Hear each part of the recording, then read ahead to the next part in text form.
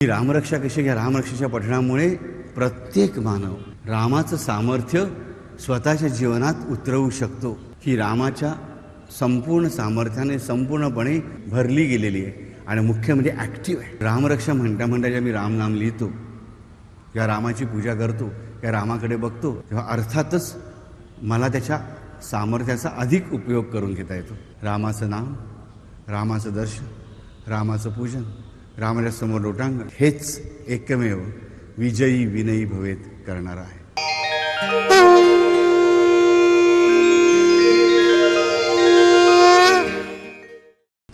हरिओम. रामरक्षेचा एक प्रमुख भाग आपण बघितला. पादो विभीषण श्री 10 पातु रामो खिलांबपो. अंग प्रत्यंगाचं, देहाच्या प्रत्येक अवयवाचं रक्षण राम कसं करतो, रामाचं नाम कुठल्या प्रकारे करतं, त्याच्यामागचं सगळं शास्त्र आपण समजावून घेण्यात एवढे दिवस घालवले. पण हे दिवस घालवले असं नाही झालं पाहिजे, हे दिवस सत्कारणी लागले पाहिजे. ते रामनाम खूप सुंदर आहे. रामनाम आमचं जीवन सुंदर करू शकतं आणि या परमात्म्याच्या देवयान पंथावरूनच आम्ही जेव्हा चालतो तेव्हाच आम्हाला सगळं काही सुंदर सुंदर सुंदर मिळवता येतं आणि जे काही वाईट आहे ते दूर करता येतं. एवढा ठाम विश्वास जरी आम्ही उत्पन्न केला तरी खूप चांगला आहे. कारण पुढील श्लोकामध्ये बुधकौशिक ऋषी आम्हाला खूप सुंदर गोष्ट सांगतात. एताम राम बलोपेताम रक्षाम यहा सुकृती पठेत स चिरायू सुखी पुत्री विजयी विनयी भवेत. म्हटलं तरी फलश्रुती आहे, म्हटलं तर हा रामनामाचा रामगुण वर्णनाचा महिमा आहे, म्हटलं तर हे शाश्वत सत्यच आहे, दुसरं काही नाही. एताम राम बलोपेताम रक्षाम यहा सुकृती पठेत. एताम राम बलोपेताम रक्षाम, राम बलोपेताम रक्षाम. रामाचं सगळं बळ हेच जिचं सामर्थ्य आहे, अशी ही रामरक्षा. रामरक्षेचं सामर्थ्य म्हणजे काय, तर रामाचं जे काही सामर्थ्य आहे ते सर्वच्या सर्व सामर्थ्य रामरक्षेमध्ये सामावलेलं आहे. ही ग्वाही पहिल्यांदा आम्हाला बुधकौशिक ऋषी देतो आहे. आम्ही जेव्हा रामरक्षेच्या जन्माची कथा बघितली तेव्हाच आम्हाला कळलं की रामरक्षा किती महान गोष्ट आहे. पण इथे बुधकौशिक ऋषी त्याच्याही पलीकडे एक पाऊल टाकून आम्हाला सांगतात की एताम राम बलोपेताम रक्षाम, की ही जी रामरक्षा रक्षण करणारी जी रामरक्षा आहे ह्याच्यामध्ये रामाचं बल पूर्णपणे व्यक्त झालेलं आहे. पूर्णपणे व्यक्त झालं. बलोपेताम नुसतं बल असणारे नाही तर बलाने समृद्ध होऊन कार्यातुर असलेली. बँकेमध्ये कोट्यावधी रुपये पडलेले आहेत पण बँकेत संप चालू आहे. तुम्ही काय करणार मला सांगा, काही करू शकत नाही. म्हणजेच माझं जे धन आहे ते मला वापरता यायला पाहिजे. का मुंबईमध्ये तुमच्याकडे भरपूर लाखो रुपये पडलेले आहेत पण समजा कोणीतरी लुटेराने तुम्हाला हायवेवर हल्ले लुटेर असं लुटलं आणि डोळे बांधून कुठेतरी बिहारमध्ये किंवा कुठेतरी उत्तर प्रदेशात नेऊन सोडलं एका पैशाशिवाय, मला सांगा सर फोन तरी करतील का तुमच्या घरी तुम्हाला की मला पैसे पाठवून द्या म्हणून? कोणापुढे ते हात पसरलेलं, बाबा रे दे 4 आणि मी फोन करतो करून तरी आणि मागून घेतो गोष्टी, बरोबर. म्हणजे मला कळलं पाहिजे की नुसतं सामर्थ्य असून चालत नाही तर ते सामर्थ्य मला वापरता येणं पण आवश्यक असतं. आणि रामरक्षा ही गोष्ट अशी आहे की जो कोणी मनापासून पूर्ण विश्वासाने अर्थ कळो किंवा न कळो परंतु मनापासून फक्त हे रामाचं गुणगान आहे, हे रामाने मला दिले रक्षा कवच या भावनेने रामरक्षा म्हणत राहतो, त्याला ह्या रामरक्षेमधून रामाचं संपूर्ण बळ जसं आणि जिथे आवश्यक आहे, जितक्या प्रमाणात आवश्यक आहे तिथून आपोआप मिळत राहतं. हाच ह्या वाक्याचा अर्थ आहे. एताम राम बलोपेताम रक्षाम. की रामरक्षा कशी घ्या. रामरक्षेच्या पठणामुळे प्रत्येक मानव रामाचं सामर्थ्य स्वतःच्या जीवनात उतरवू शकतो.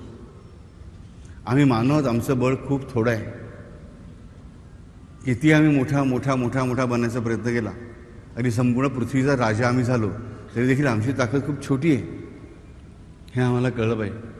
आणि जेव्हा मग आमच्या जीवनामध्ये मी गरीब असो की राजा असो, जेव्हा रामाचं बळ उतरायला लागतं राजानं, तेव्हाच जीवनामध्ये खरी शाश्वतता येते, खरं सुख येतं, खरा आनंद येतो, खरी शांती येते, खरी तृप्ती येते, प्रत्येक संकटावर मात करण्याची जिद्दच नव्हे तर जिद्दीसकट ताकद पण मला प्राप्त झालेली असते.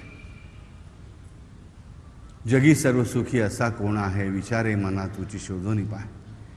रामदासांनीच आम्हाला सांगितलं, पण त्यालाही उत्तरं देणारी आमचीच संत मंडळी निघाली की आहोत आम्ही सुखी.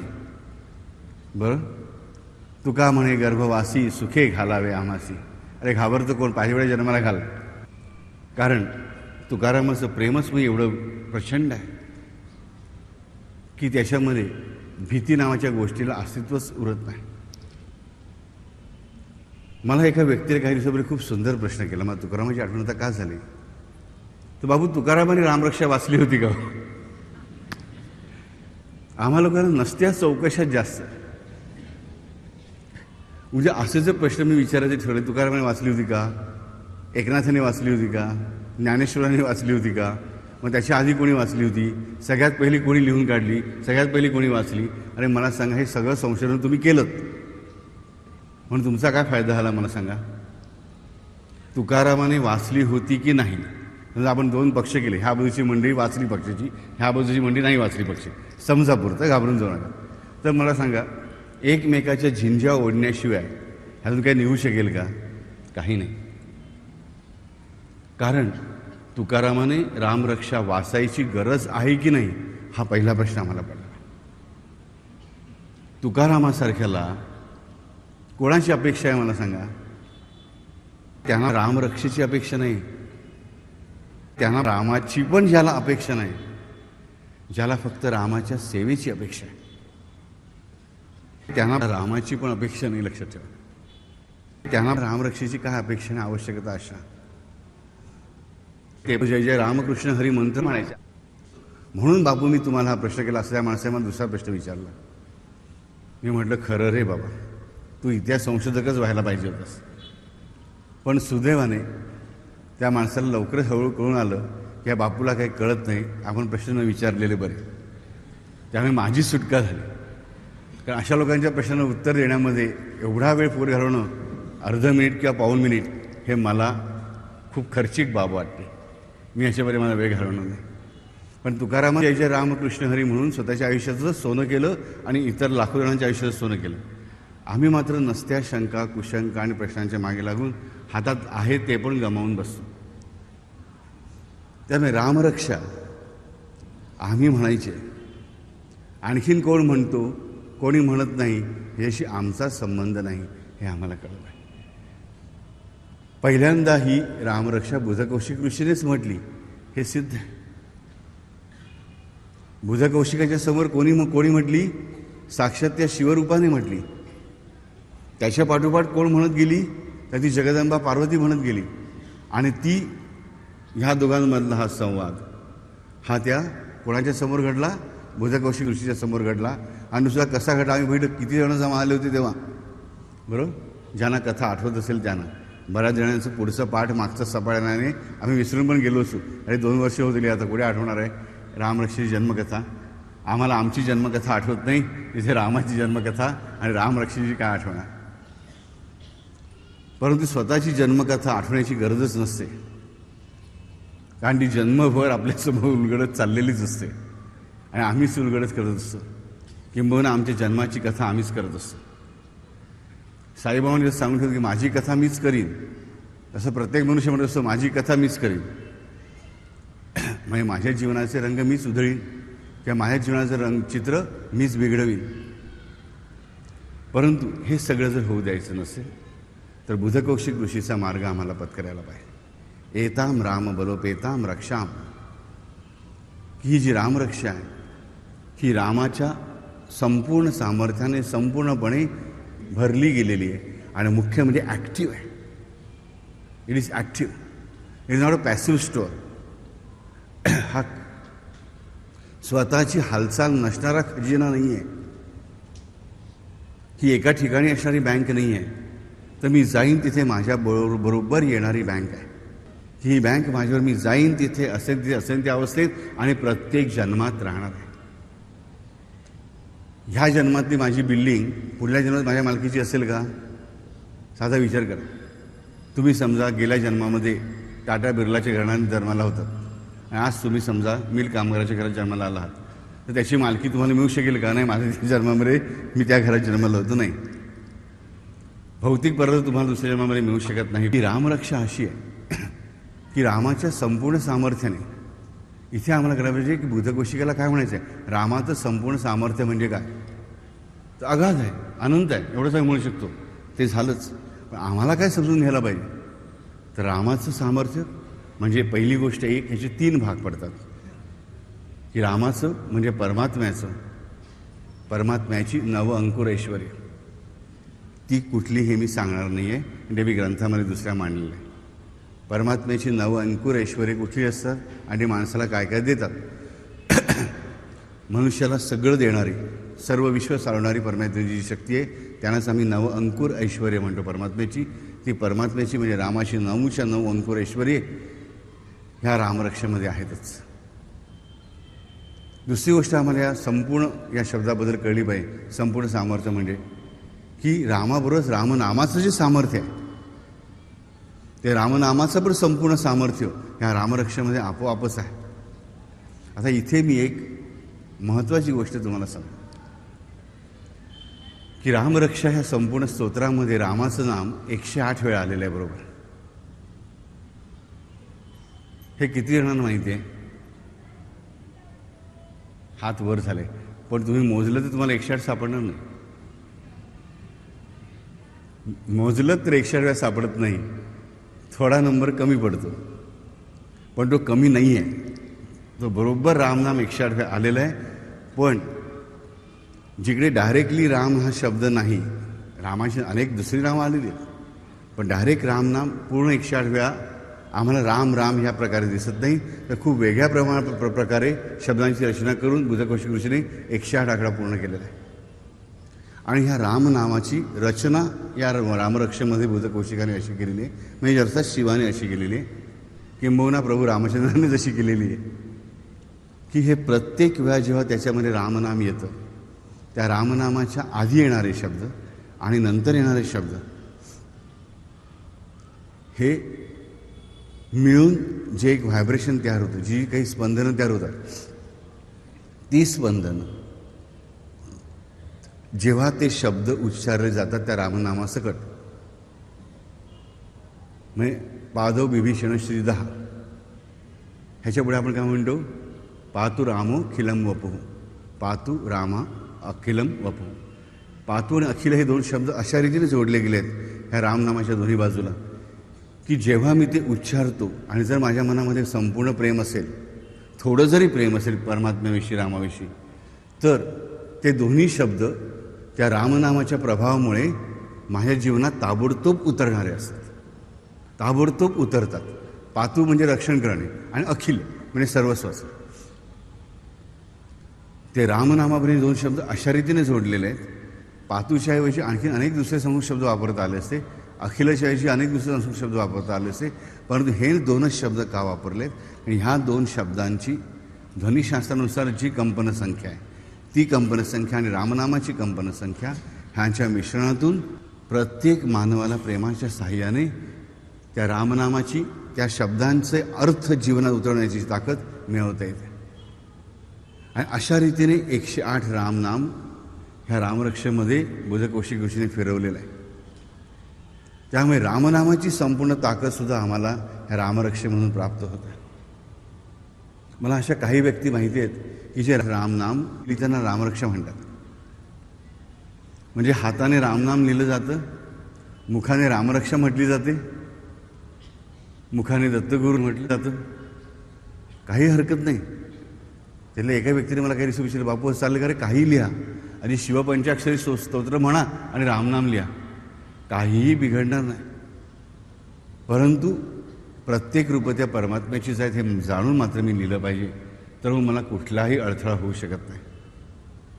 पण रामरक्षा म्हणता म्हणता जेव्हा मी रामनाम लिहितो, या रामाची पूजा करतो, या रामाकडे बघतो, रामाच्या फोटोकडे बघतो, कृष्णाच्या फोटोकडे बघतो, प्रतिमेकडे, मूर्तीकडे बघतो, तेव्हा अर्थातच मला त्याच्या सामर्थ्याचा अधिक उपयोग करून घेता येतो. आणि ते तिसरं सामर्थ्य म्हणजेच रामाच्या प्रतिमेचं सामर्थ्य. रामाचं मूलभूत सामर्थ्य म्हणजे नव अंकुरेश्वरी मी म्हटलं, की तुम्हाला ग्रंथ वाचल्याशिवाय सापडणार नाहीत, मी तुम्हाला मुळीच स्पून फिडिंग करणार नाही. दुसरी गोष्ट म्हणजे रामनामाचं सामर्थ्य आणि तिसरं म्हणजे रामाच्या प्रतिमेचं सामर्थ्य. मग तो फोटो असो, चित्र असो, मूर्ती असो, प्रतिष्ठापना केलेली मूर्ती असो, की साधीसुधी आमच्या घरातली मूर्ती असो, सगळ्या ह्या रामाच्या प्रतिमाच आहेत.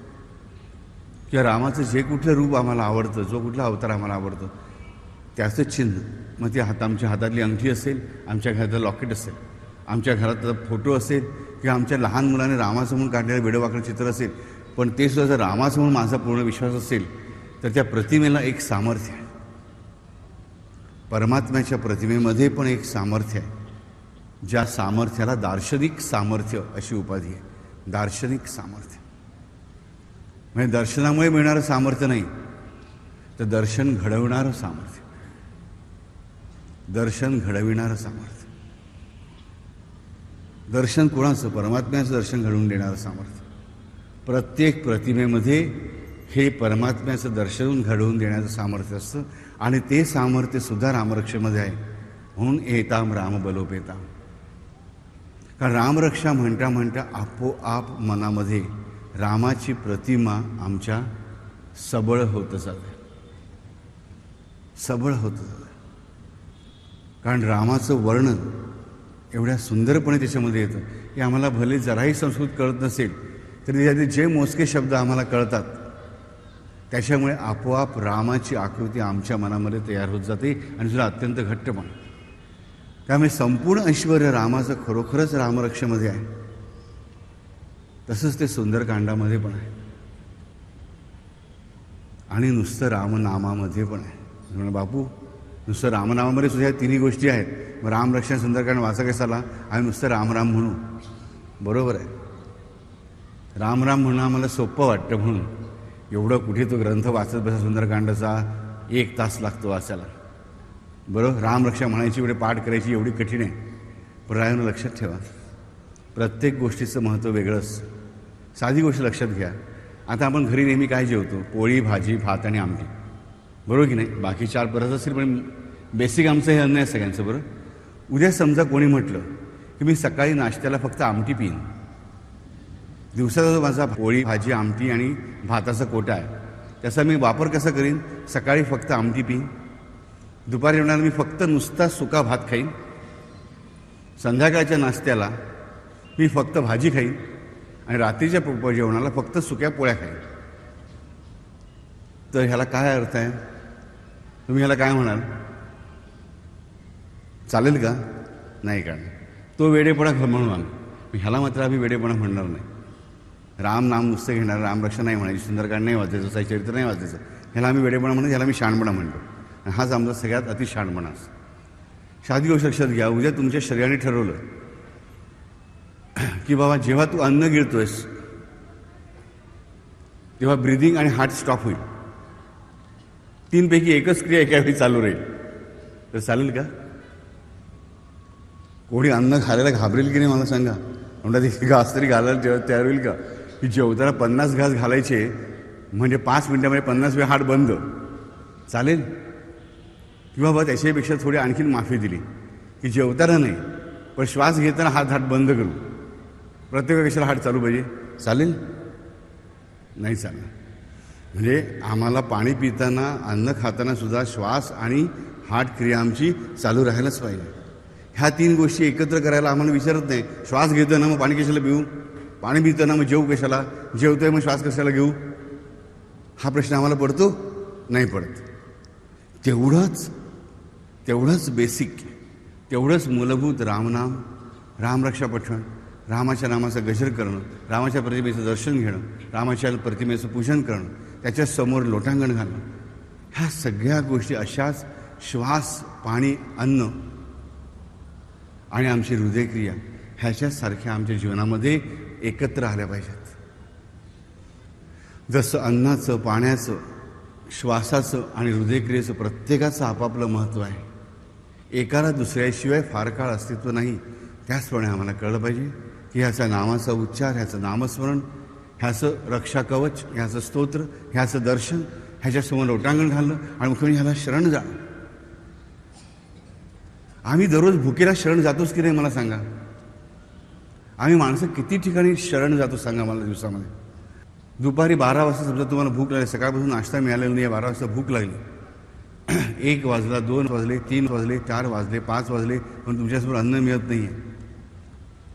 अशा क्षणाला तुम्हाला तुमचा अत्यंत आवडता चित्रपट दाखवायला घेतला, तुमचं थोडा वेळ मन रमेल, तुम्ही रमवू शका नाही. स्वर्गातली अप्सरा नाचायला तुमच्यासमोर आणून उभी गेली, तुम्हाला तिकडे बघायची पण इच्छा असेल नाही, त्याशिवाय एखादी अगदी बिचारी कुरूप स्त्रीसुद्धा एका थाळीमध्ये लहानसं खाण्याला काही घेऊन आली तर तुम्ही कोणाच्या मागे धावत सुटाल? अप्सरेला सांगाल तू कुरूप आहेस, हीच सुंदर. का? कारण त्या भुकेपुढे आम्ही शरण गेलेलो असतो. नाक दाबल्याशिवाय तोंड उघडत नाही आम्हाला माहिती आहे. नाक दाबून धरलं तर आम्हाला शरण जावंच लागतं. त्याच्याशिवाय आम्ही किती इतर भुकांना शरण जात राहतो हे पण आम्हाला कळलं पाहिजे. आम्ही किती ठिकाणी लाचार होतो, किती ठिकाणी आम्ही अजिजी करतो, किती ठिकाणी आम्ही लोकांच्या विनवण्या करतो, लोकांच्या समोर, सामान्य माणसांच्या समोर नाकं घासतो. किती वेळा आम्हाला लोकांच्या समोर हात पसरायची वेळ येते, मदतीचा हात मागायची वेळ येते, मला मदत कर म्हणून. बरोबर? डॉक्टर म्हणून माझ्याकडे येणाऱ्या पेशंट्सना मी बघितलं होतं, हॉस्पिटल्समध्ये, नार हॉस्पिटलमध्ये असताना बघितलं होतं की पेशंट जेव्हा सिरियस होऊन येतो तेव्हा नातेवाईक अक्षरशः घाईकुतीला आलेले असतात. तो डॉक्टर त्यांचा देवच असतो त्या क्षणाला. त्याच्या पायावर लोळून काही करा पण माझ्या बाळाला वाचवा, काही करा पण माझ्या नवऱ्याला वाचवा, काही करा पण माझ्या बायकोला वाचवा. हे प्रेम मोठे आहे. पण त्यासाठी आम्ही त्या डॉक्टर पुढे साष्टांग नमस्कार घालायला पण तयार असतो. परंतु जो डॉक्टरांचाही डॉक्टर आहे, जो या सर्व विश्वासामुळे निर्माताच आहे, त्याच्यासमोर मग आम्हाला शरण जायला, नाक समवायला का लाज वाटली पाहिजे? आणि का आम्ही आमचा हात आखडता घेतला पाहिजे? त्या रामाच्या प्रतिमेला, त्या परमात्म्याच्या प्रतिमेला, शंकराची असो, रामाची कोण आहे तुम्हाला जी आवडते ती, साईनाथाची असो, स्वामी समर्थांची असो, गजानन महाराजांची असो, कोणाची असो, जी प्रतिमा आम्हाला आवडते आणि जी शुद्ध दैवताची, अशुद्ध दैवतांच्या मागे लागतो. मी या शुद्ध दैवतांची उपासना करतो. ह्या त्यांच्या प्रतिमेचं दर्शन सुद्धा मला खूप ताकद देऊन जातं. त्याचं नामस्मरण आम्हाला ताकद देऊन जातं. त्याचं गुणकथ वर्णन, त्याचं कथांत श्रवण, त्याच्या कथांचं आम्ही स्वतः केलेलं संकीर्तन आम्हाला खूप बळ देऊन जातं. एताम राम बलोपेताम रक्षाम यहा सुकृती पठेत. सुकृती म्हणजे रामरक्षेचं पठण, ज्याच्याकडे पुण्य नाही थोडंसुद्धा, तो करूच शकत नाही. हे आम्हाला यामधून कळलं पाहिजे. एकदा वाचलं त्याला पुण्याची आवश्यकता नाही, पण रामनाम नित्याने घेण्यासाठी, रामरक्षा नित्य दररोज म्हणता येण्यासाठी सुद्धा पुण्याची आवश्यकता हे लक्षात ठेवा. म्हणजे जर पुण्यवान असेल तरच, थोडंफार जे माझ्या नशिबामध्ये चांगलं काही केलेलं असेल तरच मला रामरक्षा म्हणण्याची संधी प्राप्त होते, हे लक्षात ठेवा. एताम राम बलोपेताम रक्षाम यहा सुकृती पठेत. कोण ह्याचं पठण करू शकतो कायम नित्यनेमाने? तर फक्त ज्याच्याकडे काही सुकृत आहे तोच.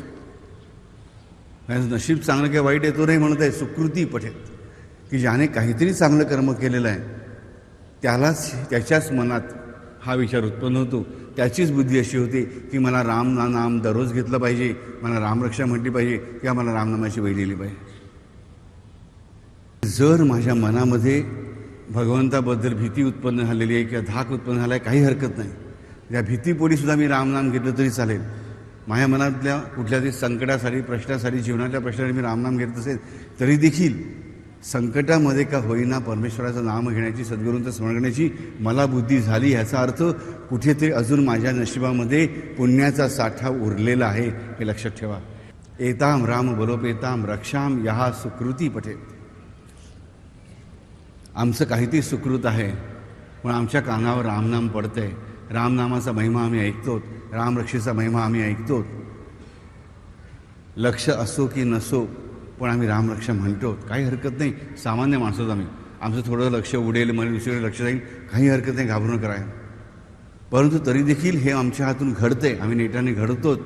ह्याचा अर्थच आमच्या नशिबामध्ये काहीतरी आम्ही सुकृत करून ठेवलेलं आहे, ते आमच्या कामी येतं आहे आणि आमच्याकडून परमेश्वर अधिकाधिक सेवा करून घेतो आहे, अधिकाधिक नामस्मरण करून घेतो आहे, ज्यामुळे आम्हाला अधिकाधिक ताकद प्राप्त होणार आहे, आमची पापं दूर होणार आहेत आणि आमच्याकडे पुण्याचा साठा वाढणार आहे, हे आम्हाला नीट माहीत आहे. खरंच हल्ली खूप सुंदर दृश्य बघायला मिळतं. मंडळी लिहित असतात, बस स्टॉपवर उभी असताना लिहित असतात, रेल्वे स्टेशनला गाडी येईपर्यंत लिहित असतात, रेल्वे स्टेशनमध्ये रेल्वे ट्रेन त्याच्या डब्यामध्ये उभे राहून धक्के खात असताना पण लिहित असतं माझी मंडळी. मला खूप आनंद वाटतो. आणि मुख्य म्हणजे मला सगळ्यात आनंद वाटतो की जेव्हा काही लोक त्यांना हसतात, अरे काय वेळासाठी तुम्ही नाव लिहित सुटलात, तेव्हा माझी मंडळी ताठ माने त्यांना उत्तर देतात, तुम्ही तुमचं बघा, आम्हाला पाहिजे ते आम्ही करू. I am very happy about it.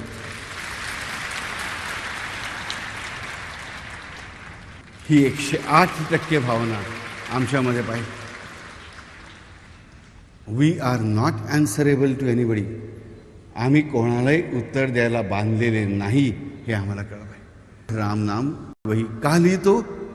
मला वाटतं म्हणून मी लिहितो, मला आवडतं म्हणून मी लिहितो, किंवा माझ्या अनिरुद्धाने सांगितलंय म्हणून मी लिहितो, बस. रामरक्षा बापूने आमच्या मध्येच सुरू का केली? विष्णू सहस्त्रनाम छान चाललं होतं, आम्ही 250 नाम झाल्याबद्दल मोठा सत्संगही केला आणि मग मोजकी नाव होते बापूने चला आम्ही रामरक्षाच्या मार्गाने वळतो. काहीतरी कारण असलंच पाहिजे. संख्याशास्त्रानुसार 666 हा आकडा जेव्हा 3 वेळा येतो त्या तिथून पुढचा काळ खूप विचित्र असतो. तसंच ह्या वर्षी परत 6 जून 6 पासून सुरू होणारा कालखंड हा तसाच किंबहुना त्याच्यापेक्षा अधिक जास्त वेगाने, अधिक जास्त तीव्रतेने, कारण आमचं सायन्स अधिक डेव्हलप झालेलं असल्यामुळे संपूर्ण जगाला ग्रासणार आहे. आणि तिथे आमच्या रक्षणाला कुठलं कवच, कुठली भूमिगत भुयारं, कुठल्या विहिरी किंवा कुठल्या डोंगर किंवा कुठली अण्वस्त्र छत्र्या येणार नाही, हे आम्हाला कळलं पाहिजे. सगळ्यात मोठं आमचं छत्र आमची ती रामरक्षा असणार आहे, त्या रामाचं सगुण दर्शन असणार आहे, त्या रामाच्या समोर आम्ही घातलेलं लोटांगण असणार आहे, हे आम्हाला कळलं पाहिजे. आणि बोधकोशिक ऋषी आम्हाला हेच सांगतोय की एताम राम बलोपेताम रक्षाम यहा सुकृती पटेत. की सुकृती म्हणजे चांगलं करण्यासाठी जो वाचतो तो हा दुसरा अर्थ आहे.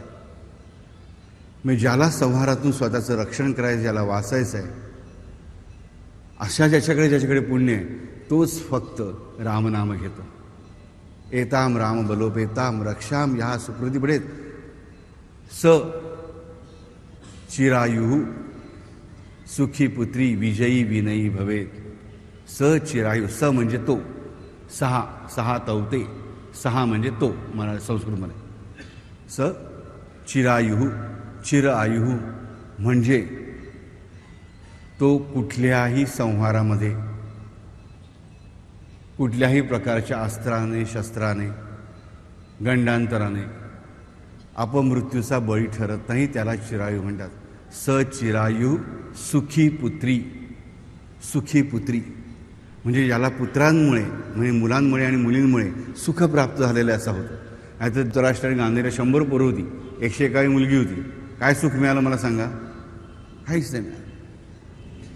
माझ्या पणजीला, द्वारकामाईला एकही मूल नव्हतं बिचारीला, सख्खं सख्खं, पण तिला तिच्या मुलीने, नातवंडांनी एवढं प्रेम दिलं, एवढं सुख दिलं, विचारच सोय नाही. म्हणजे स चिरायू सुखी पुत्री म्हणजे पुत्रांमुळे सुखी, म्हणजे पुढच्या पिढीमुळे सुखी असा चिरायू बनतो.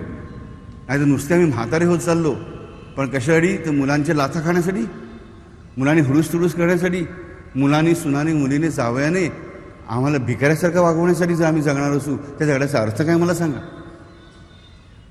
नाही तर 60 झाले की मुलगा आणि सून म्हणायला लागतात म्हाताऱ्याची बुद्धी नाठी झाली, उठून जाऊन पडायचं वृद्धाश्रमांमध्ये. कोणी नसेल त्यांची गोष्ट वेगळी, पण आहे त्यांना पण टाकलं जातं आणि ती मंडळी स्वतःहून बऱ्याच खुशीने जातात. म्हणजेच काय, ते चिरायू सुखाचं नाही आहे, नुसतं आयुष्य वाढून उपयोग काय मला सांगा? महाभारतात उदाहरण आमच्या डोळ्यासमोर ढळढळीत आहे. सत्यवती, मत्स्यगंधा, किती मोठं आयुष्य त्या बाईचं. महाभारताशी युद्ध संपेपर्यंत ती जिवंत होती. तिचे दोन्ही मुलगे विचित्रवीर्य आणि चित्रांगत मृत्युमुखी पडले. त्यांच्या पत्नीला नियोगविधीने पुत्र झाले, धृतराष्ट्र, पांडुराजा आणि विदुर. हे म्हणता पांडुराजा मृत्युमुखी पडला. धृतराष्ट्राची 100च्या 100 मुलं मारली गेली. पांडवांची सगळी मुलं अभिमन्यूसकट मारली गेली. एकही वंश उरला नाही. ही बातमी कळल्यानंतर तिचा मृत्यू झाला आणि त्यानंतर अवघ्या काही मिनिटांनी कृष्णाने उत्तरेच्या मुलाला जिवंत केलं आणि कुरुवंश परत चालू ठेवला. एवढं मोठं प्रचंड आयुष्य त्या बाईला मिळालं, मला सांगा. पण त्याचा उपयोग काय झाला? ती सुखी पुत्री झाली का? नाही. केवळ मोठं आयुष्य मिळणं म्हणजे सुख नव्हे. ते मोठं आयुष्य माझं वृद्धापकाळाचं आहे. ते सुखात कशामुळे जातं? तर माझ्या पुढच्या पिढीमुळे. पण ती सुखी पुत्री कशामुळे मी म्हणतो? तर सुकृती. आणि इथे सुकृत कुठलं? तर रामाचं पठण करणं, रामाची रक्षा प्राप्त करून घेणं, रामाच्या प्रतिभेला नमस्कार करणं, रामाच्या समोर दंडवत घालणं, रामाच्या समोर धुळीत लोळणं, रामनामाची बही लिहिणं, रामनामाचा जप करणं, हे सगळं मला सुकृती देतं. म्हणजे सुकृत्य देतं, म्हणजे पुण्य देतं की ज्याच्यामुळे चिरायू सुखी पुत्री. म्हणजे नुसता वृद्ध होत नाही तो, तर वृद्धपणामध्ये सुद्धा त्याला त्याच्या इतर पुरुष नातेवाईकांकडून मदत मिळते. तुम्ही म्हणा बापू, उद्या समजा एखाद्याचं लग्नच झालेलं नाही की एखाद्याला मुलबाळ नाही, त्याचं काय? तरी देखील त्यालाही पुत्र असतातच, हे लक्षात ठेवा. याचा तुला घाणेरडा अर्थ काढायचा नाही.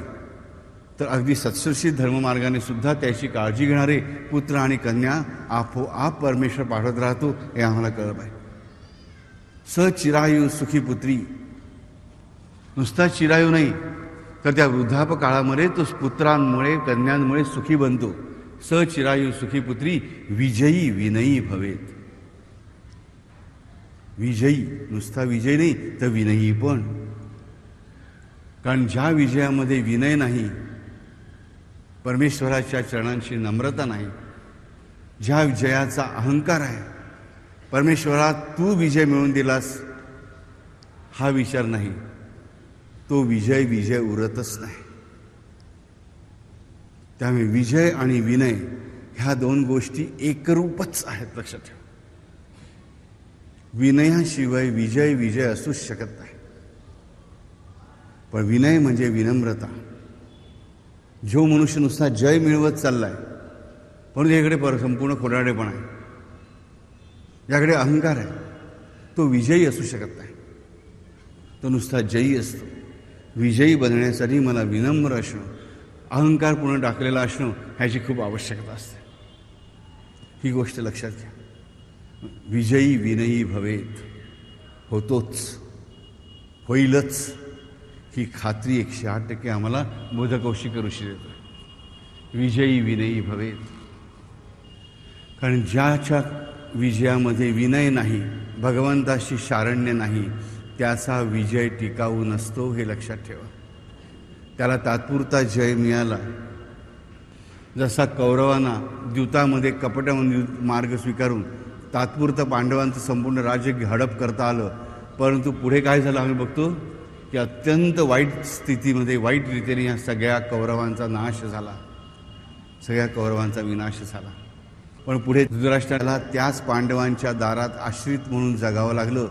हे चिरायू सुखीपुत्री आहे का? मला सांगा. नाही. कारण त्यांनी मिळालेला प्रत्येक जय विनयविनीत घेतला, विनम्रतेशिवाय घेतला, परमेश्वराला शरण न जाता घेतला. अरे त्यांच्या दरबारामध्ये चालत तो भगवान श्रीकृष्ण आला होता. भीष्माचार्य जो कुळातला सगळ्यात मोठा पुरुष होता, द्रोणाचार्य जो सगळ्यात मोठा गुरु होता, हे दोघंजण, आणि विदुर जो न्यायनिपुण होता, नीतिनिपुण होता, महान तत्त्वज्ञ होता, श्रेष्ठ तपस्वी होता, हे तिघही जण हात जोडून पुढे जातात कृष्णाच्या स्वागतासाठी. आणि धृतराष्ट्र मात्र आपल्या जागेवरून साधा हात जोडून नमस्काराचा स्वीकार पण करत नाही. दुर्योधन म्हणतो की ह्या कृष्णाला इथेच पकडून मारला पाहिजे, म्हणजे पांडवांची संपूर्ण शक्तीच नाहीशी होईल. तेव्हा सुद्धा धृतराष्ट्र त्याला थांबवत नाही. साक्षात भगवंत माझ्या दारी आलाय, पण तरी त्याला नमस्कार करून त्याच्यापुढे लोटांगण घालणं दूरच राहिलं. त्याच्यावर चिखलफेक करून, त्याच्यावर घाणेरडे आरोप करून की तुलाच ही आमची संपत्ती हडप करायची आहे, असा आरोप करून दुर्योधन त्यालाच मारण्याचं कारस्थान रचू लागतो. ह्याच्यापेक्षा मोठी दुर्दैवाची गोष्ट कुठली मला सांगा. नाहीतर अहिल्या बघा, दगड होऊन पडली होती, फक्त भगवंताच्या कृपेने तिला रामनाम उच्चारता येत होतं. त्या शिळेला जंगलामध्ये वृक्षांच्या खाली ती शिळा लपलेली होती. फक्त तिला रामनाम उच्चारता येत होतं, जे बाकी कोणी ऐकू शकत नव्हतं. वनवासामध्ये आपला जवळचा मार्ग टाळून भगवान प्रभू रामचंद्र तिच्या दिशेने जातात. तिच्यावर वाढलेलं वेलींचं जाळं दूर करतात आणि त्या शिळेला चरणांचा स्पर्श करतात आणि त्या अहिल्याचा उद्धार होतो. एका जागी बिचारे बसून होते. आपल्या जागी मानवी अवयव पण उरलेले नव्हते. फक्त रामनाम हा एकच उशाप तिला मिळालेला होता. आमच्या लक्षात येईल कुठे तो दुर्दैवी दुर्योधन आणि धृतराष्ट्र आणि कुठेही महाभाग्यवान अहिल्या. आम्हाला इतर भक्तांना एवढं नाही जमलं, हे कमीत कमी अहिल्यासारखं जागच्या जागी आम्हाला शिळवत असताना सुद्धा रामनाम घ्यायला, परमेश्वराचं नाव घ्यायला, सद्गुरू नाम घ्यायला तर काही हरकत नाही. पण ते तरी आम्ही केलंच पाहिजे. पण कसं तर विनम्रपणे. अहिल्या शिळा झाली तेव्हा ती कुशा अवस्थेत होती, तर तिचे हात जोडलेले होते, तिची मान पूर्णपणे वाकलेली होती आणि तिची नजर फक्त तिच्या समोर जी यज्ञासाठी वेदीवर भगवंताची प्रतिमा स्थापन केली होती त्या प्रतिमेच्या चरणांवर होती. त्याच अवस्थेत ती ऋषीच्या शापाने शिळा झाली. परंतु त्याचमुळे अंत्यमती सागती, तिची गती अत्यंत सुंदर झाली. आणि तर धृतराष्ट्र, दुर्योधन, दुःशासन आणि सगळे हे कौरव भगवंत दाराशी आलेला आहे की मी तुमचा संहार थांबवण्यासाठी आलो आहे हे सांगून सुद्धा हे एवढं त्याचाच संहार करायला बघतात. संहार कृष्णाचा करणं कोणालाही शक्य नाही. संहार त्यांचाच झाला. ही विनम्रता असावी लागते. धृतराष्ट्राला वाटलं या पूर्ण नवखंडाचा मी राजा. दुर्योधन स्वतःला राजाच्यापेक्षा वरचढ समजत होता युवराज म्हणून. आम्हाला कोणाची भीती? हा गवळ्याचा पोर आहे. आम्ही क्षत्रिय आहोत, हा गवळ्याचा पोर आहे. हा तर राजाही नाही, हा राजपुत्रही नाही, हा सेनापती नाही, का कृष्णाकडे कुठलीही ऑफिशियल पोस्ट नव्हती. ह्याची लायकीच नाही आमच्याबरोबर बसण्याची, म्हणून त्याला आसन सुद्धा धृतराष्ट्र आणि दुर्योधन ऑफर करत नाहीत. हे आम्ही लक्षात घेतलं पाहिजे. नाही तर कोणी दूत आल्यानंतर त्याला आसन दिलं जातं.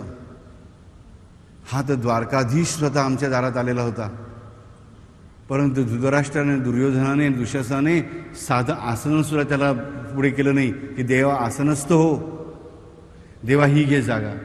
खरं म्हणजे धृतराष्ट्राने स्वतः उठून स्वतःच्या सिंहासनावर कृष्णाला बसवायचं होतं. ते आवश्यक होतं, पण ते घडणं दूरच राहिलं. त्याला उभं करून ठेवलं गेलं. तो उभाही राहिला की नाही मला संहार टाळायचा. पण तरी देखील दुर्योधनाने जे काही वक्तृत्व आणि कर्णाने मिळून केलं त्या दरबारामध्ये, आणि धृतराष्ट्राची त्याला पूर्ण संमती होती. त्या ऐकल्यानंतर आपल्या अंगावर काटा उभा राहतो की कृष्णाला काय काय म्हणून नाही बोलले ते लोक.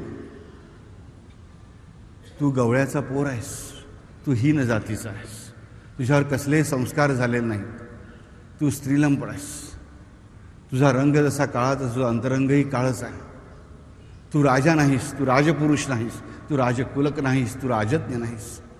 त्यामुळे तू राजसभेत तुला परवानगी दिली हीच आम्ही तुझ्यावर उपकार केले असं समज, आणि वरती तू तोंड उघडतोयस हा तर आमचा साक्षात अवमानच आहे. मग खरं म्हणजे आम्ही तुझ्या शिरच्छेदाचीच आज्ञा द्यायला हवी.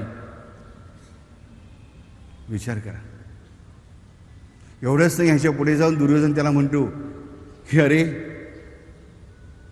बघा ह्याचे शब्द काय आहेत दुर्योधनाचे, की अरे नीचा, तू एवढा स्त्रीलंपड आहेस की जी स्त्री तुला बहीण म्हणते तिची साडी कोणती सोडत असताना ते बघायला तू धावत आलास. विचार करा. कृष्ण कशाला धावत गेला? तिला साडी पुरवण्यासाठी. साडी कोण खेचत होता? हाच दुर्योधन आणि दुःशासन. पण त्या कृष्णावर आरोप काय करतो की स्वतःला जिने भाऊ मानलं, स्वतः जिला बहीण मानलंस, तिचीच साडी खेचली जात असताना ते बघण्यासाठी मात्र तू स्त्रीलंपटपणामुळे धावत आलास, असा तू नीचस. इतके शब्द दुर्योधनाने वापरले. तरीही कृष्ण त्याला म्हणतो शांत हो दुर्योधना, तू चुकतोयस. हा तुझा श्रेष्ठ कुलवंश, ह्याचा नाश होऊ नये म्हणून मी आलो आहे. भगवंत भक्तांसाठी नाही तर अभक्तांसाठी सुद्धा किती त्रास सहन करतो हे आम्हाला इथे कळलं पाहिजे. असा हा भगवंत. आणि तरी देखील ह्या सर्वांना महाभारत सांगतं, तंत्रसे ग्रंथ आम्हाला सांगतात, जैमिनी अश्वमेध जो महाभारतानंतरचा ग्रंथ आहे, महाभारतानंतर काय घडायचा ग्रंथ आहे जैमिनी अश्वमेध, त्यानुसार आम्हाला कळतं की हे सगळे कौरव मृत्यूनंतर पहिल्यांदा स्वर्गात गेलेले आहेत. का? तर केवळ शिव्या देण्यासाठी का होईना पण कृष्णाचं नाव उच्चारलं म्हणून, त्याचा द्वेष म्हणून का होईना, रागाने का होईना पण त्याच्यावर नजर खिळवून ठेवली म्हणून, ह्या एकाच गोष्टीसाठी मात्र त्यांना स्वर्गात जास्त का राहण्याचा अधिकार मिळाला नाही, कारण त्यांनी एकदाही श्रीकृष्णाच्या चरणांकडे मात्र बघितलं नव्हतं. रागाने का होईना एकदा जरी श्रीकृष्णाच्या चरणांकडे बघितलं असतं तरी खूप मोठा फरक पडला असता. आम्ही किती चुका करू पण आम्ही त्याचं नामस्मरण करू, त्याच्या गुणांचं गायन करू, आम्ही त्याच्या सैन्यात उभे राहू. आम्हाला लोकांनी माकडं म्हटलं ती हरकत नाही. अरे राक्षसाचा सेनापती होण्यापेक्षा देवाचं माकड होणं पण अधिक सुंदर आहे, आम्हाला कळलं पाहिजे. राक्षसाचा सेनापती, रावणाचा सेनापती म्हणून मोठमोठ्या प्रासादात बंगल्यात मुकुट घालून बसणाऱ्यांची धुळीला मिळाले सगळे लक्षात ठेवा. आणि रामाची ती बिचारी साधीसुधी माकडं लोकांच्या मध्ये, ते तर वानरच होते, नुसते माकडं नव्हतेच. आम्ही शब्दाखातर म्हटलं हटकातर की ती माकडंच होती, पण ती माकडं मात्र कुठल्या अवस्थेत पोचली हा विचार आम्हाला करा. आम्ही आमच्या देवाचे माकड म्हणून घ्यायला पण लाजणार नाही ह्याची आम्हाला खात्री असली पाहिजे आणि हा आमचा विश्वास वाढत चालला पाहिजे. एवढी विनम्रता आम्हाला स्वीकारायला हवी. एताम राम बलोपेताम रक्षाम यहा सुकृती पठेत सचिरायू सुखी पुत्री विजयी विनयी भवेत. हे शब्द बुधकौशिक ऋषीचे नाही आहेत, हे त्या शिवशंकर स्वरूपाचे आहेत, हे आम्हाला निश्चितपणे कळलं पाहिजे. आणि ऐकलेत कोणी? बुधकौशिकाने. पहिल्यांदा शिवापाडवाड उच्चारलेत कोणी? साक्षात जगदंबा उमेने. म्हणजेच हे वज्रलेप आहेत, ह्याच्यामध्ये बदल होणं शक्य नाही. शेंडी तुटो की पारंबी तुटो, महायुद्ध हो की अतिमहायुद्ध हो, आम्हाला माहीत पाहिजे रामाचं नाम, रामाचं दर्शन, रामाचं पूजन, रामाच्या समोर लोटांगण हेच एकमेव विजयी विनयी भवेत करणारा आहे. हरि हरि. पाताल भूतल व्योम चारिणश्च छद्मचारिणः न द्रष्टुमपि शक्तास्ते रक्षितम राम नाव. बुधकौशिक ऋषींनी स्पष्ट शब्दामध्ये ठणठणीतपणे निरोप दिला माहिती का? पाताल भूतल व्योम. पाताल म्हणजे पाताळ आम्हाला समजतं. पाताल म्हणजे असा काही प्रदेश की जो पृथ्वीच्या पेक्षा खाली आहे. कुठे हवेत तरंगते असा विचार करू नका, त्याचा अर्थ मी तुम्हाला समजून सांगणार. भूतल म्हणजे पृथ्वी, व्योम म्हणजे आकाश. पाताल भूतल व्योम चारिणश्च छद्मचारिणा. चारिणा म्हणजे चालणारे, व्यवहार करणारे, आणि छद्मचारिणा म्हणजे गुप्त रूपाने वावरणारे किंवा वेश बदलून वावरणारे किंवा रूप बदलून वावरणारे. वेश बदलून, रूपही बदलून किंवा गुप्त म्हणायचं, ह्यांना छद्मचारिणा म्हटलं जातं. तर बुधकौशिक ऋषी इथे आम्हाला काय सांगतोय? पाताल भूतल व्योम चारिणश्च छद्मचारिणा. चारणा आणि छद्मचारणा. चारणा पाताल भूतल व्योम चारणश्च छद्मचारिणा द्रष्टुमपि न शक्तास्ते रक्षितम रामनामवी. जो सतत रामनाम घेतोय, जो प्रेमाने रामनाम घेतोय, म्हणून अशा ज्या व्यक्तीचं रामनामच संरक्षण करत असतं त्या व्यक्तीकडे अशी मंडळी वाकड्या नजरेने बघू पण शकत नाही. हात लावणं लांबच, हात लावणं लांबच, त्याचं वाईट घडवणं लांबच. पण ही जी अशी मंडळी आहेत पृथ्वीवरची, पृथ्वीच्या मृत्यू लोकांपेक्षा वरच्या दर्जाची असणारी किंवा काही जास्त अधिकृत ताकदी असणारी किंवा पृथ्वीपेक्षा निम्न दर्जाची असणारी, ह्या तिन्हीमधील प्रत्यक्षपणे वावरणारे किंवा अप्रत्यक्षपणे वावरणारे, म्हणजे रूप बदलून वावरणारे, वेश बदलून वावरणारे किंवा गुप्त रूपाने वावरणारे, ह्या सगळ्यांमध्ये कोणाची ताकद नाही की जो रामनाम घेतो आहे त्याच्याकडे वाकड्या नजरेने तो बघू शकेल. वाकड्या नजर लांबच राहू दे, चांगल्या नजरेने पण तो बघू शकणार नाही. न द्रष्टुम अपि शकतास, तो बघूच शकत नाही. आता जो बघूच शकत नाही तो वाकड्या नजरेने काय बघणार? तो साध्या नजरेने पण बघू शकत नाही. अशा वाईट नजरी साधी असूच शकत नाही. ह्यांची नजरी वाईटच असतात. कारण तो साधं बघू पण शकत नाही, तर वाईट करण्याचा विचार त्याला करताच येणार नाही. पाताल भूतल व्योमचारिणश्च छद्मचारिणा न द्रष्टुमपि शक्तास्ते रक्षितम राम नामवी. राम नामाने ज्याचं रक्षण केलेलं आहे त्याच्याकडे कुठल्याही प्रकारच्या वाईट प्रकृती आणि वाईट प्रवृत्ती बघू सुद्धा शकत नाही. इथे आम्हाला पहिलं जाणलं पाहिजे की पाताल भूतल आणि व्योम. तर पाताल म्हणजे काय, भूतल म्हणजे काय आणि व्योम म्हणजे काय? व्योम म्हणजे स्वर्ग नव्हे. व्योम म्हणजे स्वर्ग नाही. पाताल म्हणजे जमिनीच्या आत असलेला कुठला देश नव्हे किंवा पृथ्वीच्या खाली काही अंतरावर. पण पृथ्वीच्या खाली आणि वर म्हणणार कुठे? पृथ्वी तर गोल आहे. जो भाग एका ठिकाणी खालचा आहे आणि भाग वरचा आहे, जी दिशा. आणि आमची दिशा तर दररोज बदलत असते, कारण पृथ्वी फिरत असते. म्हणजेच आम्हाला कळलं पाहिजे की ह्यांचे अर्थ काहीतरी खूप वेगळे असले पाहिजेत. आणि भारतीय शास्त्राने याचे अर्थ निसंदिग्धपणे दिलेले आहेत हे आम्हाला कळलं पाहिजे. तर इथे पाताळात राहणारे लोक म्हणजे कुठल्या भूप्रदेशात राहणारे लोक नाहीत, त्या पृथ्वीच्या खालच्या कुठल्या ग्रहात राहणारे लोक नाहीत. तर पाताल म्हणजे पाताल लोकात राहणारे लोक म्हणजे असे लोक, अशी माणसं, अशा वृत्ती, अशा विद्या, अशा शक्ती की ज्या माणसाला सदैव निम्न स्तराकडे घेऊन जातात. म्हणजे त्याला अधिकाधिक हीन वृत्तीकडे घेऊन जातात, त्याला अधिकाधिक खाली खेचतात. परमेश्वराचा अंश असलेला हा मनुष्य, प्रत्येक माणसामध्ये परमेश्वराचा अंश. तो मृत्यूलोकात त्याला पृथ्वीवर आला, पण त्याच्याही पेक्षा त्याला हीन दर्जाकडे म्हणजे पशुत्वाकडे नेणारी प्रवृत्ती म्हणजे पाताल प्रवृत्ती. माणसाला पशुत्वाकडे नेणारी प्रवृत्ती म्हणजे पाताल प्रवृत्ती. अगस्त्य ऋषीने स्पष्टपणे सांगितलेलं आहे की पतन पावण्याची वृत्ती ज्या लोकांची आहे स्वाभाविकपणे, आणि म्हणून ज्याचं पतन झालेलं आहे त्याला पाताल असं म्हणतात. ज्या लोकांची प्रवृत्तीच पतन होण्याची आहे आणि ज्याचं ऑलरेडी पतन झालेलं आहे अशा लोकांनाच पाताल म्हणतात. म्हणजे आम्हाला जनावरासारखं वागण्याची प्रवृत्ती आमच्यामध्ये उत्पन्न करणारी शक्ती किंवा करणाऱ्या शक्ती म्हणजे पाताल शक्ती, म्हणजेच पाताळ लोक. तर व्योम म्हणजे आकाश.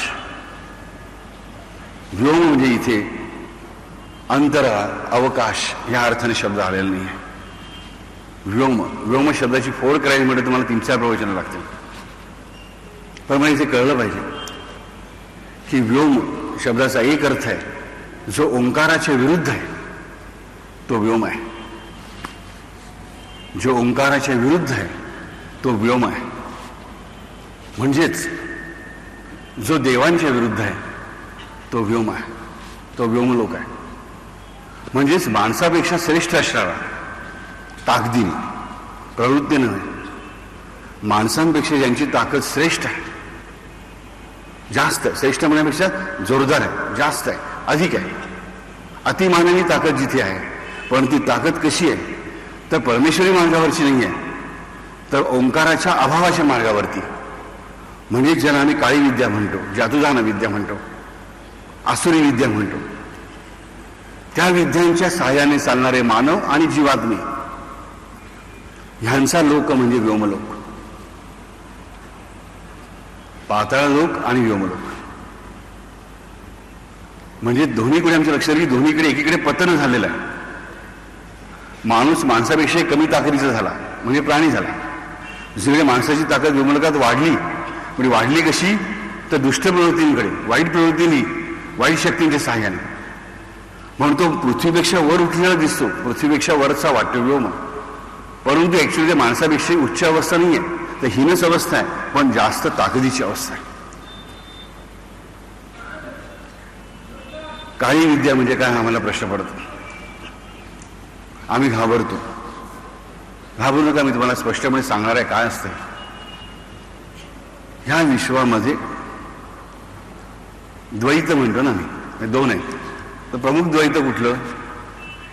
तर दिवस आणि रात्र. म्हणजेच काय? तर प्रकाश आणि अंधकार. पण वारंवार तुम्हाला समजावून सांगितलेलं आहे की प्रकाशाला स्वतःचं अस्तित्व आहे, पण अंधाराला स्वतःचं अस्तित्व नाही आहे. अंधार म्हणजे काय? प्रकाशाचं नसणं, प्रकाशाचं नॉन अस्तित्व, प्रकाशाचं अनस्तित्व म्हणजे अभाव. बघायचं झालं तर खरं द्वंद्व नाहीच आहे. प्रकाश आहे की नाही अशी दोन स्थिती आहेत बस.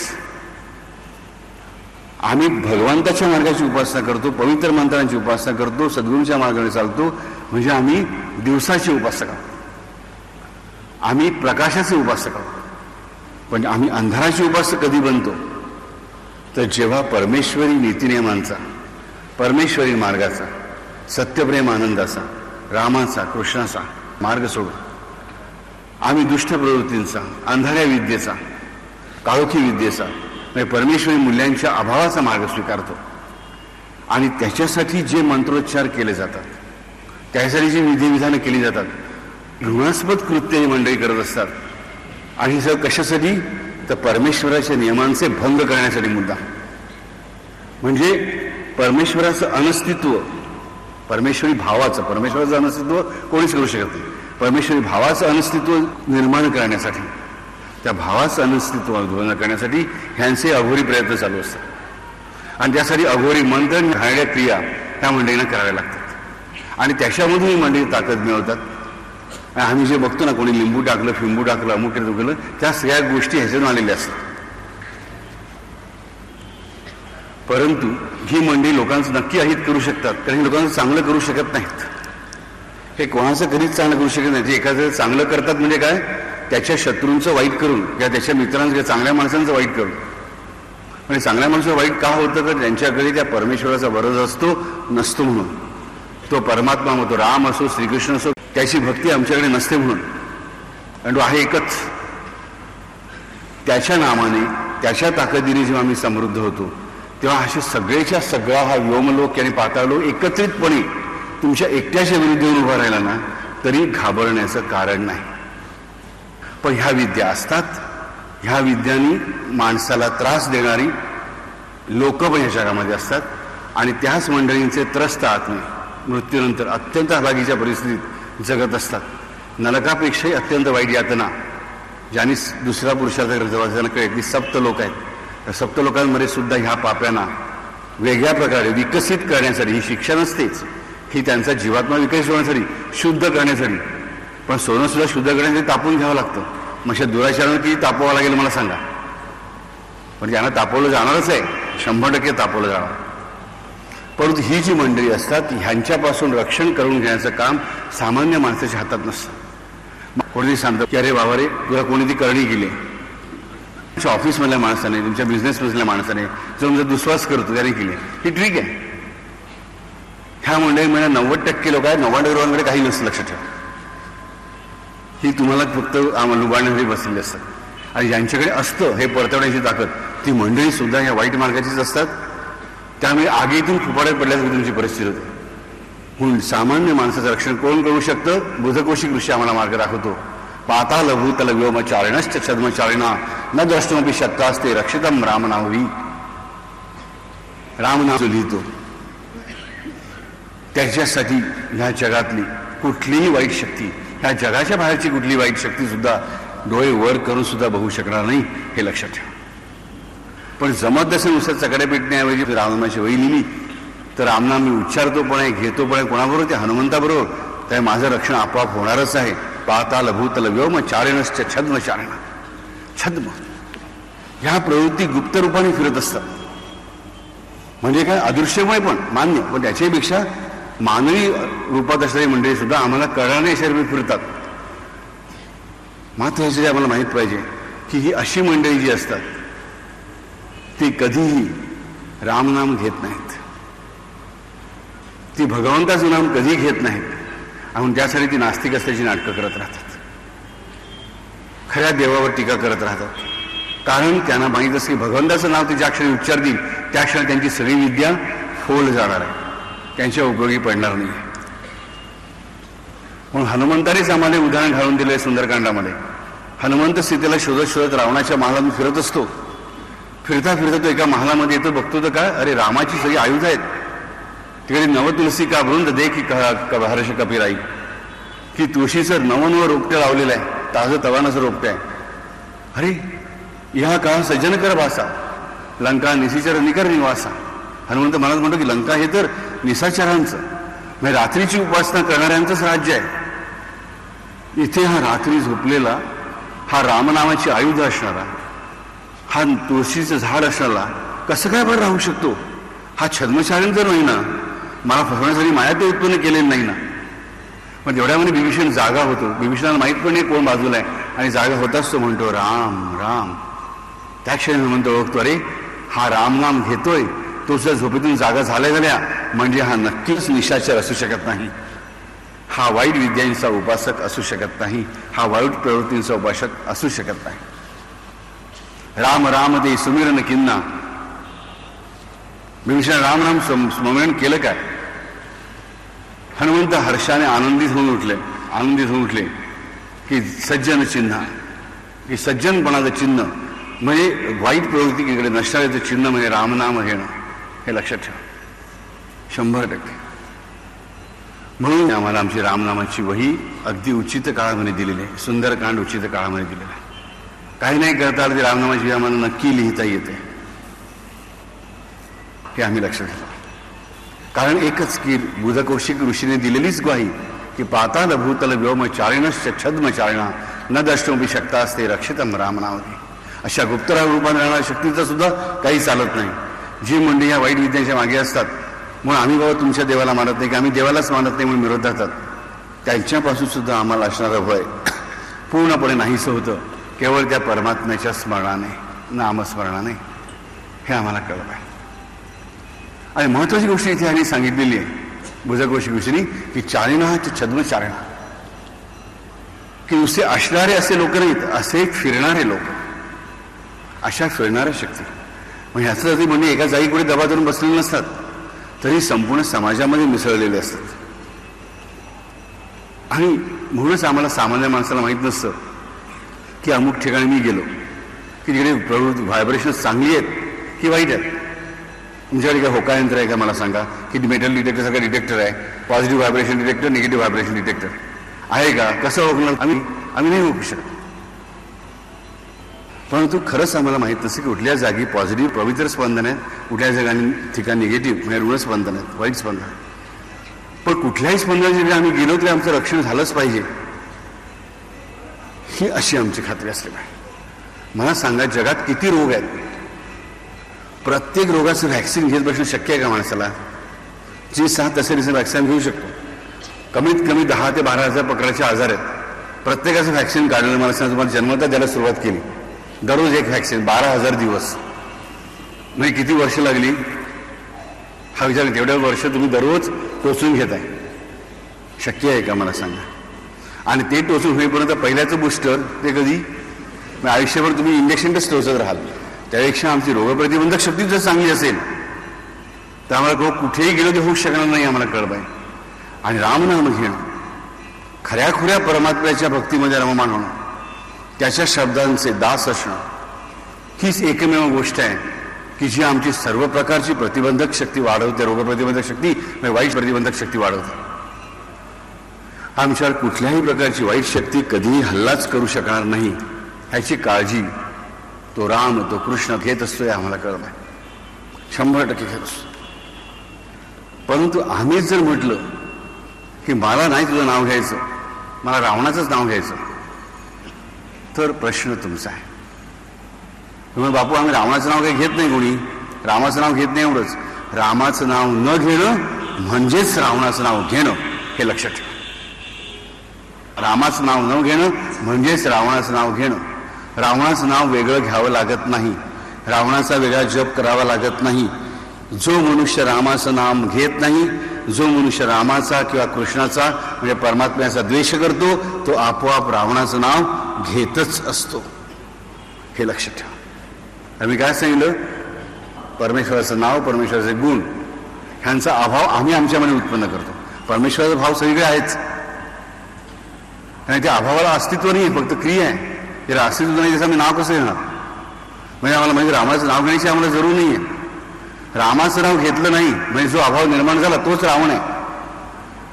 मी त्या परमात्म्याचा शब्द ऐकला नाही म्हणजेच मी रावणाची उपासना केलीच, हे मला कळलं पाहिजे. रावणाची सेपरेट उपासना सुद्धा करणारे आहेत की जे अंधाराची उपासना करणार आहेत. पण जो मनुष्य रामाचं नाव घेत नाही तो आपोआपच ह्या रावणाची उपासना करणाऱ्या लोकांच्या तावडीमध्ये सहजतेने सापडू शकतो, हे आम्हाला कळलं पाहिजे. तर रामाचं नाव जे घेतात त्यांच्यामध्ये आणि रावणाची उपासना करणाऱ्यांच्या मध्ये हे नाव न घेणारे लोक असतात. त्यामुळे आपोआप रामाचं नाव घेणारे लोक यांच्यापासून आपोआप वाईट गोष्टींपासून लांब राहतात. आम्हाला नीट माहीत पाहिजे, कसले तरी ढोंग धतुरे कसले करत बसण्याच्या ऐवजी आम्हाला समर्थपणे माहीत पाहिजे की काय केल्याने आमचं वाईट गोष्टींपासून संरक्षण होतं. वाईट गोष्टी करणाऱ्या तांत्रिकांच्या आणि मांत्रिकांच्या सहाय्याने आम्ही आमची संकट दूर करू शकत नाही. आम्ही एक संकट आमच्यासमोर बाजूला होतं पण त्याच्याऐवजी दुसरी 10 संकट येऊन ठेपतात. आणि मुख्य म्हणजे रावणाच्या मार्गाचा आश्रय केल्यामुळे रामाचा कृपाशीर्वाद आणि हनुमंताची ताकद आमच्या पाठीशी उभी राहू शकत नाही, हे लक्षात ठेवा. 100% बुधकोशिक ऋषीने हजारो वर्षांपासून आम्हाला ही ग्वाही देऊन ठेवलेली आहे. मग त्याला तुम्ही राम म्हणा किंवा कृष्ण म्हणा किंवा आणखी कुठल्याही प्रेमाने पण पवित्र नावाने हाक मारा. भले नावाचा उच्चार चुकला, आम्हाला रामायण लिहिणाऱ्या वाल्मिकी ऋषीच्याच उदाहरणाने माहिती आहे की राम राम न म्हणता मरा मरा तो म्हणत गेला, पण तरी देखील त्याला रामच प्रसन्न झाला, त्याला रावण प्रसन्न झाला नाही, हे लक्षात ठेवा. आम्ही पण आमच्या जीवनामध्ये इतक्याच ताठपणे राहिलं पाहिजे, कारण आम्ही रामाचं नाम घेतो, वेळोवाकडे घेत असतो, आम्ही हरकत नाही. त्यामुळे राम आमचं रक्षण करणारच ही खात्री बाळगा, विश्वास बाळगा. असा कुठला माणूस नाही ज्याला संकट येत नाही. सामान्य माणसाला येतच. रामाचं स्वतःचं आयुष्य बघा, कृष्णाचं आयुष्य बघा, किती अडचणीतून गेले असे माणसांचे आयुष्य, किंवा महापुरुषांचे आयुष्य, किंवा देवांचे आयुष्य, अवतारांचे आयुष्य, ज्ञानेश्वरांचं आयुष्य. त्यामुळे सामान्य माणसाला संकट असणारच आहे. पण ही संकट आहेत म्हणून देवावर राग काढण्याची वेळी त्याच काळात देवाचं नाव घेणं मला जास्त आवश्यक आहे, हे लक्षात घ्या की जो भगवंतावर विश्वास ठेवतो तोच तरुण जातो, तोच तरुण जातो. दुसरा कोणीही तरुण जाणार नाही. हरी.